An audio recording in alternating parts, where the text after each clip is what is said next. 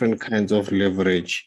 Let's say if you would have chosen a certain leverage with the lot size you use in the same account, how much standard lots can you use? How much micro lots can you use? Those kind of things. Yes, yeah, I understand you, my king. Because I think it's some of the things that may give me a challenge mostly. But my main thing, my king, is this thing that when you send a signal on H4, I have a problem because sometimes I can't maybe go on M4, H4. Maybe I just want to trade with maybe M5. And then maybe I'm finding a challenge that how do I enter or see that I'm doing a right thing? I don't know, you understand me or what? That sometimes you send the signal on H1 or H4.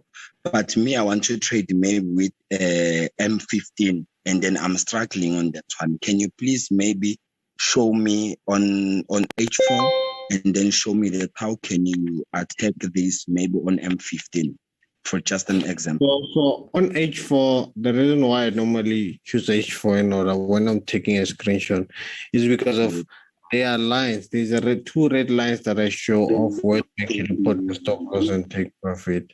Now, when I read those lines, you find out when I'm on 15 minutes or when I'm on a smaller time frame, you cannot be able to see those lines. So in order for me to take a good screenshot for you guys, go into a bigger time frame so that there's everything can be visible there. So it's not a matter of trading decision made based on time frames. It's just a matter of taking a screenshot so that it can be very much clear on your side, so that you can be able to also saw the stop loss indicated with the red line and where we expect the market to go, meaning our take profit indicated with the red line.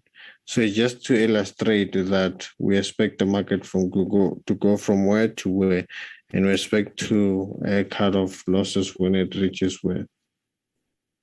No, I appreciate my king, because now I find myself that I'm more good in M1 because everything happened fast. Even if I'm just focusing on that one, but I'm more good on that one. But I really appreciate your answer. Thank you. No, thank you, Chessman. Okay, sure. Let's take I think it was Destiny was about to ask a question.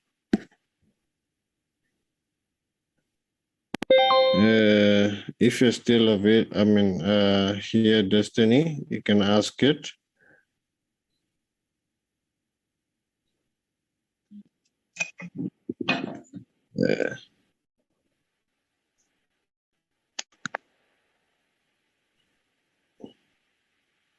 All right.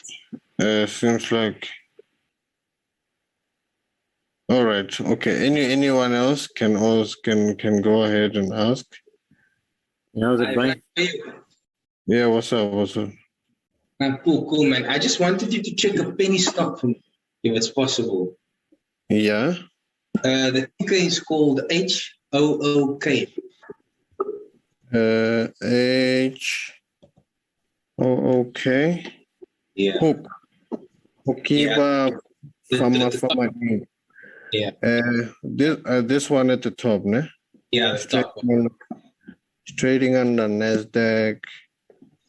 All right. Is a company from which country? US.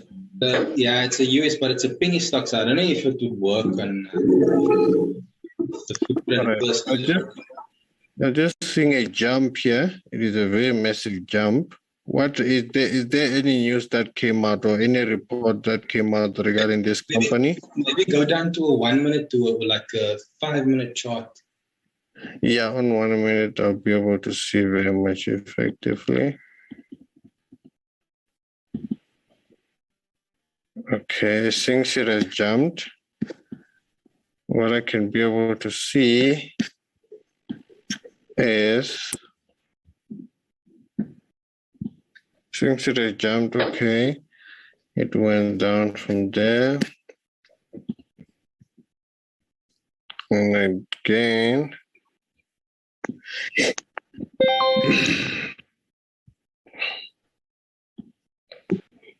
It is turned from there. So I think on 5 minutes, we must be able to see a bidivergence, which will be very direct. Oh, yes, there we go. I knew it. So here it is. Yeah, you can expect this thing to be buying. You can just try that out, and you also inform me on how did it go about. So it makes sense to buy this thing. Because I'm sure even 15 minutes must have even crossed and showed the footprint. No, it hasn't. So what you can do is that wait for 50. If 15 minutes can cross to the upside, meaning the two lines can cross, that's when I can be convinced that, okay, this is a very big movement to the upside. So just simply wait for 15 minutes, actually. And what you can also do is to be able to draw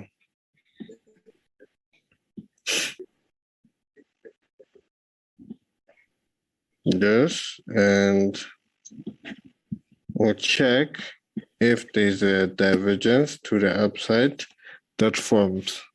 Maybe that 15 minutes that I have to formulate after cross, you'll find that 15 minutes will tend to the upside after there is a divergence on just 1 minute here. So just be patient with it right now. And once you get the answer, that's when you can start making a move there. Thanks so much, Martin. Thanks so much. All right, sure, no problem. What was I planning to do? Okay, I was still let's move to the next one, guys. Let's move to the next one.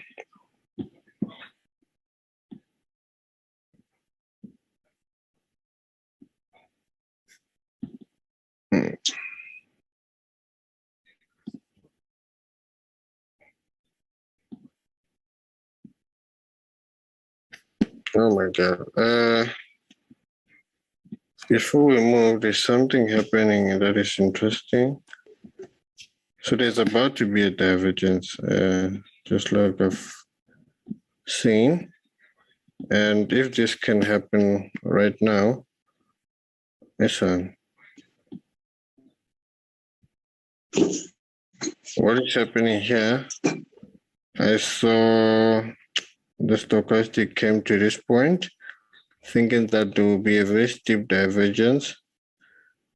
And this is one of the things that you guys might learn from, to show that if you don't wait for the two lines to cross, you're setting yourself up for failure, because even if you see a divergence, but if the two lines have not crossed, you'll be in a situation where you've entered at the wrong place.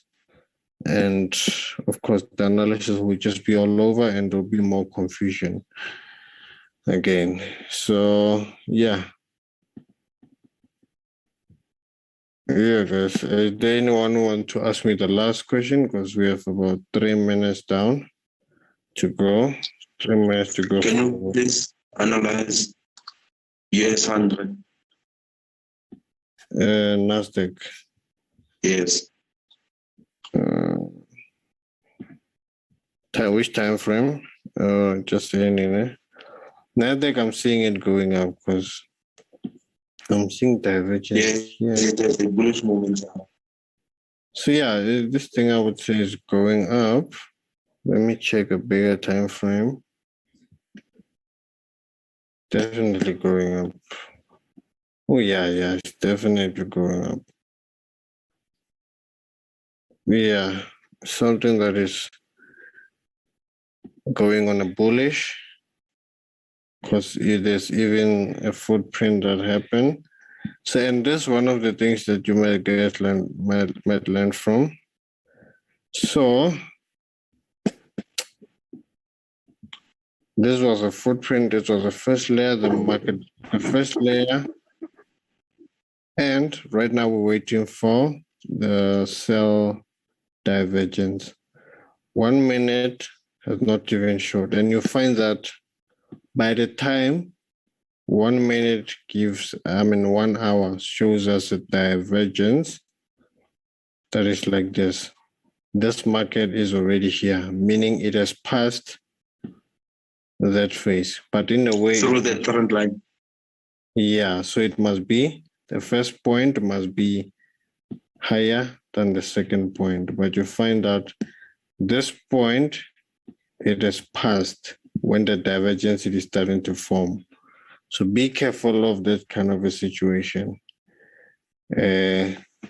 But from now, looking at what is actually happening here,